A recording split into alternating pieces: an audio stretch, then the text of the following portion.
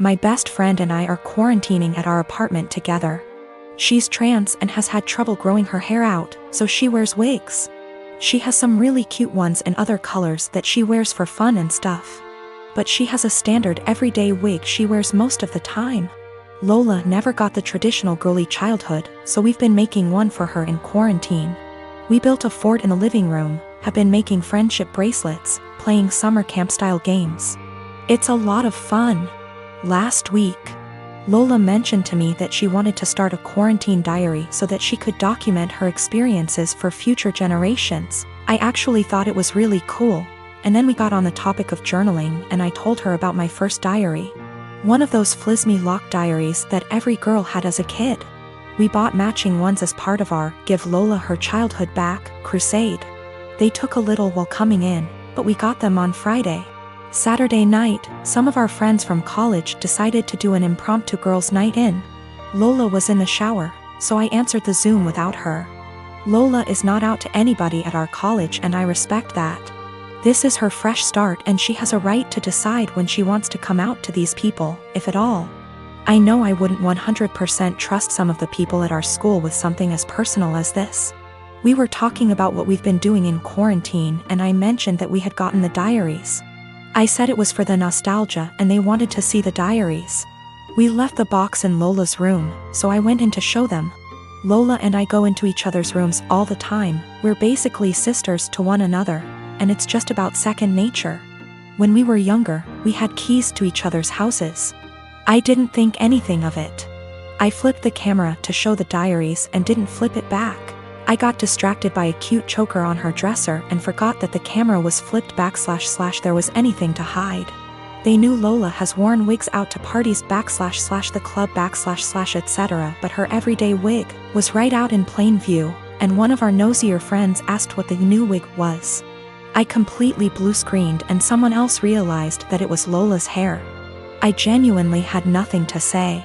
They were asking why Lola wore a wig and I had no explanation. I didn't want to out her. Someone else came to the conclusion that Lola must have cancer or alopecia or some other horrible thing that causes hair loss. They've decided that she was just too embarrassed to say, and they all started going on about poor Lola, etc. I just didn't know what to say and I said it wasn't my place to confirm / deny. I hung up and immediately told Lola. I apologized profusely, and I know how badly I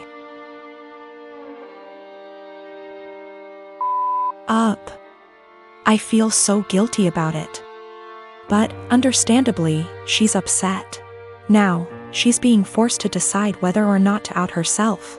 Lola, understandably, doesn't want to lie about having some serious disease and people are already trying to show support. At the same time, though, she doesn't want to have to come out. I don't know what to do. I want to support her, but she doesn't want to even see me right now. I'm a 19-year-old F with 6 older siblings.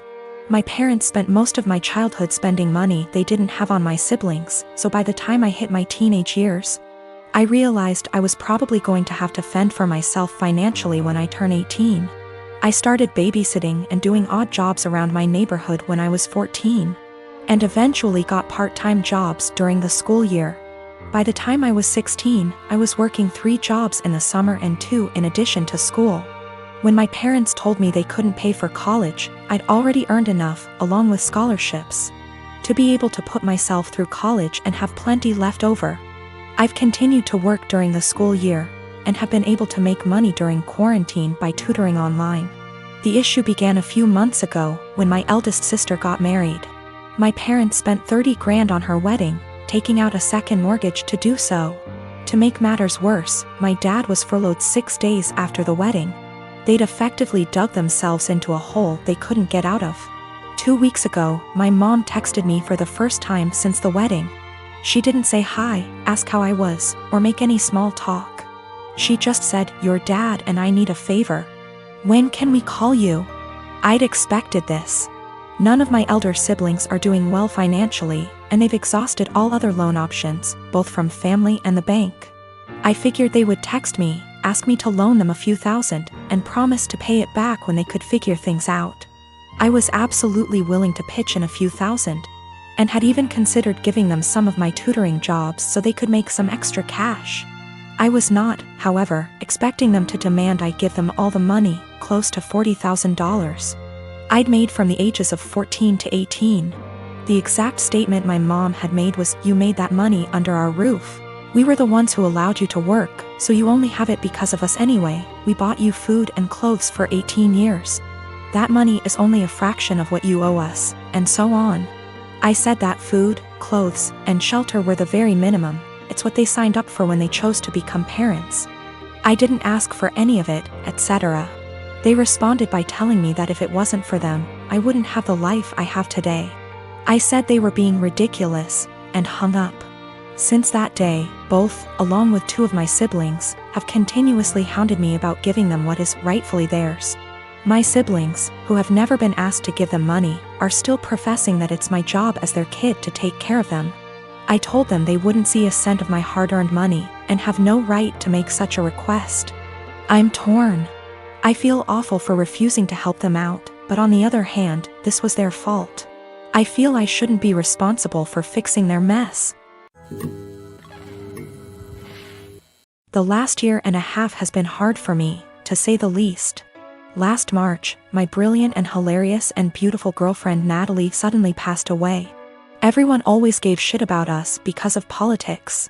We met in college when we were poli-sci majors. She is very liberal, think AOC, and I'm pretty conservative. We actually met because we were serving as treasurers for our school's college Democrats and Young Republicans clubs, respectively. And our groups would get together for drinks or bowling or laser tag once a month. Well, Natalie and I bonded over a lot of shared interests and we hit it off. Even if we didn't see eye to eye on many issues, debating her was stimulating and formed the cornerstone of our relationship. We've had debates that went on until dawn. We just bounced off each other. She liked to joke that we were drift compatible. I wanted to marry this woman, but she passed away before we got a chance to talk about marriage. I'm in therapy and I'm working through not having her in my life anymore, but it's been rough. Then Rona happened and I got laid off, so I had to move back in with my parents and figure out what I am supposed to do now. My parents mean well, but they got married really young and are more conservative and religious than me. They've been trying to set me up on dates with single girls from their church since I moved back home. But I don't want to date these girls. No offense to them, but it's a small town in the American breadbasket. They don't share the same interests as me and it feels like their only goal in life is to be a good Christian wife and produce a lot of babies. Trying to talk to them about current events is excruciating for me. The girls my parents tried to set me up with take everything they read on Facebook or hear from Fox News for face value. It makes me miss Natalie and our debates more. My parents mean well. I know they want me to find a nice girl and settle down with her, but not like this. They are nothing like Natalie and never will be. I miss her, even if my folks didn't like her ideas. But when I told them the other night that I wanted them to stop setting me up on dates with these girls, they freaked out and told me that I needed to consider settling down since I just turned 30. They're good girls from great families, I know that, and my parents like them more than they liked Natalie, but she was my one and only. I don't think it's fair for anyone when I still love her.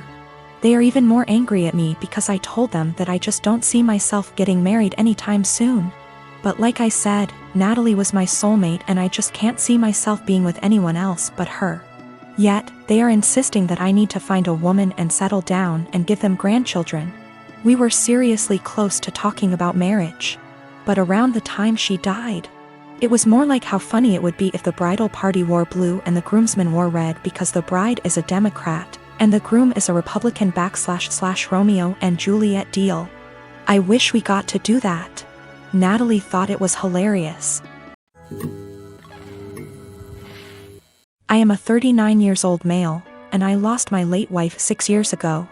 I have a 16-year-old son, Daniel, and I recently got engaged to my fiancé of 2 years. Her mom and I aren't on good terms because of how she behaves. She's a controlling, self-centered, Dolly Parton wannabe. I learned to ignore, but she's been annoying Daniel and criticizing his personality regularly. He's a private kid and still hasn't gotten used to the new family dynamic, but he's in therapy and is doing fine. She keeps diagnosing him left and right, calling him antisocial, autistic and other crap. Fact is, Daniel is a shy, well-mannered kid, but people confuse that with being antisocial. Mother-in-law tried several times to force Daniel to open up by embarrassing him with personal questions on family dinners and test his personality type. I've realized the effect her behavior had on Daniel, so I gave him the choice to no longer be in the same room / house as mother-in-law, and he appreciated this a lot. Mother-in-law didn't like that Daniel kept his distance and no longer visits and kept ing about how spoiled he will become for her daughter to deal with. I told her to stop bringing it up, but she cried, "I'm just doing this for Danny." Last week she visited unexpectedly, wanting to say hi to Daniel. After Daniel greeted her, he went into the bathroom and she went into the living room with my fiancé. I was in my bedroom when Daniel came and said his journal was gone. We looked for it but didn't find it. I asked my fiancé, who was alone in the kitchen, but didn't see it. I paused for a second to ask where mother-in-law was. My fiancé said in the living room, but I saw her coming down the stairs. I asked where she was. She said the bathroom. I saw her purse in hand, so I bluntly asked if she took Daniel's journal. She looked offended and called for my fiancé when I insisted to see inside her purse. She wanted to leave, but I didn't let her. Fiancé told me to stop it, but I insisted, and the journal was there. Mother-in-law tried to explain this was her only chance to get to know Daniel better because she cares about him. I blew up at her and berated her for stealing from my son and told her she's banned from my house for the stunt she pulled. She argued with me, then left. My fiancé apologized for her but said banning her from the house was over the top. It backlashed and father-in-law argued and hoped his daughter realizes how I am and call off the wedding for refusing to apologize to Mil. Fiancé said her family won't come to the wedding till I reconcile with her mom and cancel the ban, but I won't let my son be disrespected in his own house and asked my fiancé to understand. I'm refusing to reconcile but am aware this could ruin my relationship with all my in-laws, not just mother-in-law, and my fiancé thinks I'm selfish to cause drama.